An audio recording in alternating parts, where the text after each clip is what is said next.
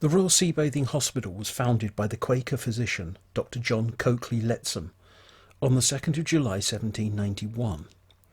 The hospital was built between 1793 and 1796 at a cost of £1,766, 10 shillings and 9pence, and furnished for £265, 7 shillings and 7pence.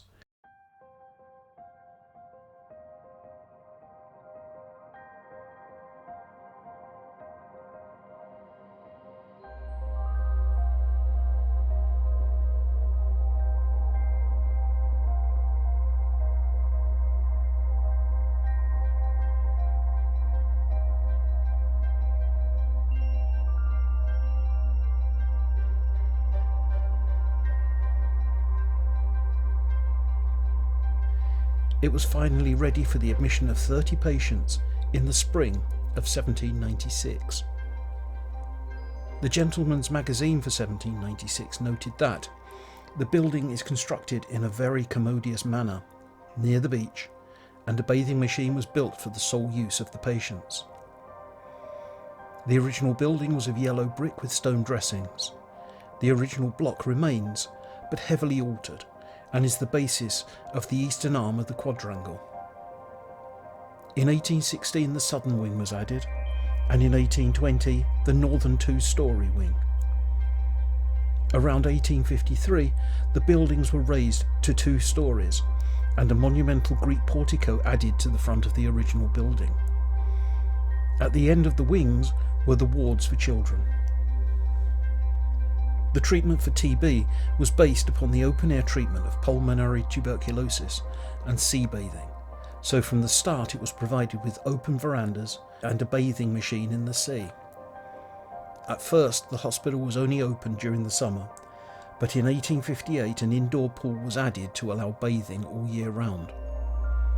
When possible, beds were on the veranda and patients slept there, in the open, tucked up and warm, but benefiting from good clean sea air, and only in inclement weather were the beds brought indoors.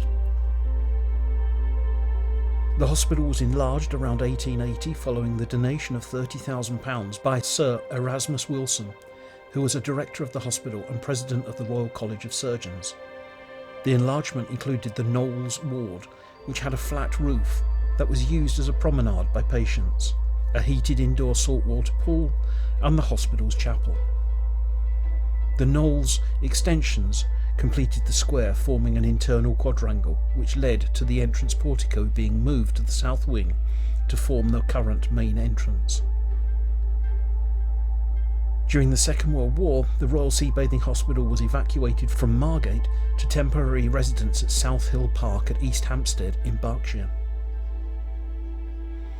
Better living conditions, preventative medicines, and more modern treatments led to the hospital largely ceasing to treat TB patients in the early 1950s, but the occasional 1 or 2 were still being admitted in the time that I was there between 1981 and 84 to the genito-urinary ward. The sea bathing had in its later years become a specialist orthopaedic hospital. It finally closed its doors in 1996 after 200 years of service to public health, and the site was sold to developers. It was always a much-loved hospital by patients and staff alike, and indeed I too have fond memories of the place. The original hospital building, which is Grade 2 listed under the Planning, Listed Buildings and Conservation Areas Act of 1990, has been turned into apartments, while the later, more temporary King George and other wards have been demolished, although the nurses' hostel is still in use.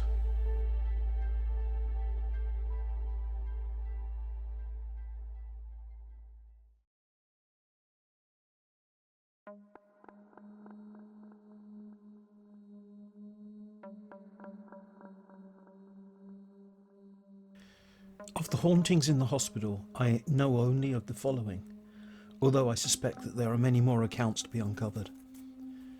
The children's ward, it was said, had the apparition of a nurse who would wander down the ward looking at the children at night. She was always described as being old, very short, and wearing a very old-fashioned type of uniform. At other times, just a light would be seen progressing down the ward, This was always assumed to be her as well. Although I never witnessed this apparition myself, I didn't work on the children's ward at the sea bathing, but was sentenced to Margate instead, a fate worse than death, I may add. A friend of mine claimed that she had seen the phantom nurse while on night duty on the ward. She described to me a woman who was well under 5 feet in height and old, and wearing a very old-fashioned uniform with an apron with cross straps on the back. This woman walked away from her so her face was never seen, up the centre of the children's ward, and vanished. Near to this ward there was a building, the upstairs of which was formerly the baby ward, but by the time that I was there this had been converted into offices for the general running of the hospital. It was often said that at night one could hear babies crying coming from here. I had thought of this as merely hearing seagulls crying out, and being misinterpreted into babies crying in the dark and creepy atmosphere of the place. But as you will hear, I was to change my mind about this. The last area that I heard about was the hospital chapel. The porters would take the trolleys with the bodies on to the house of rest. The doors were always locked, as this was away from the hospital and could have been a target for vandalism. The porters would say that when they went there, the previous trolley had been moved, although nobody had been in there since the door had been locked. I was based at the sea bathing during my nurse training at Margate, Ramsgate and the sea bathing hospitals between 1980 and 1983. It was an experience, to be sure. The sea bathing in particular was a very atmospheric place, both to live and work. In the nurses' hostel, for instance, the old lift with its gated door was known to operate itself in the early hours of the night. Behind the grand Georgian facade of the hospital, there was a square courtyard with low box hedges and immaculately cared for pretty flower beds. Lovely during the day, but an exceptionally creepy place to be at night. It always felt as though someone was walking behind you as you hurried through it in the dim light. As I mentioned before, I would take the tales of hearing babies crying with a pinch of salt, thinking, not babies, just seagulls. Until that is, on the night that I walked back through there on my way back from one of the King George wards after a late shift, and heard the sound of crying babies myself. It stopped me in my tracks. It only lasted a few seconds at most, but that was enough to make the hair stand on the back of my neck, and to convince me this was not the sound of seagulls.